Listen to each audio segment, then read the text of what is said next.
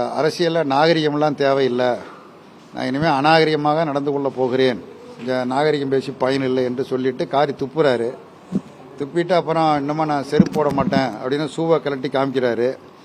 அப்புறம் ஏதோ 48 நாளைக்கே என்னமோ விருதம் இருக்க போகிறேன்னு சொல்லியிருக்கிறாரு. அப்புறம் என்ன நானே ஷார்ட்டையால் அடிச்சுக்கோன்ட்டு இன்னைக்கு அடிச்சுக்கிட்டாரா வேற ஒருத்தர் விட்டு அடிக்க சொல்லியிருக்கணும், அவரே அடிச்சிருக்கிறாரு.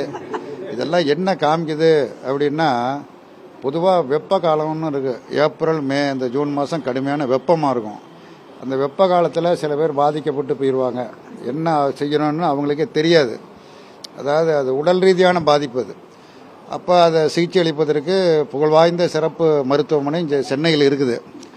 ஆனால் இந்த டிசம்பர் மாதங்கிறது மழைக்காலம், குளிர்காலம். இந்த குளிர்காலத்தில் அப்படிப்பட்ட பாதிப்பு வராது. அண்ணாமலைக்கு அந்த பாதிப்பு வந்திருக்குது. ஒருவேளை லண்டனுக்கு போய் படித்ததுனால அந்த பாதிப்பு வந்திருக்குன்னு நினைக்கிறேன். இந்த மாதிரியான ஒரு சுய விளம்பரத்தின் மூலமாக யாரும் தலைவராக முடியாது. அற்பத்தனமான விளம்பரங்களின் மூலமாக எந்த ஒருத்தரும் தலைவராகிவிட முடியாது. மக்களுக்கு சேவை செய்து, மக்களோடு மக்களாக இருந்து, மக்களுக்கு பணியாற்றி, அவர்கள் படுகிற துன்ப துயரங்களை போக்குகிறவர் தான் தலைவராக வர முடியும். தேசப்பிதா காந்தியை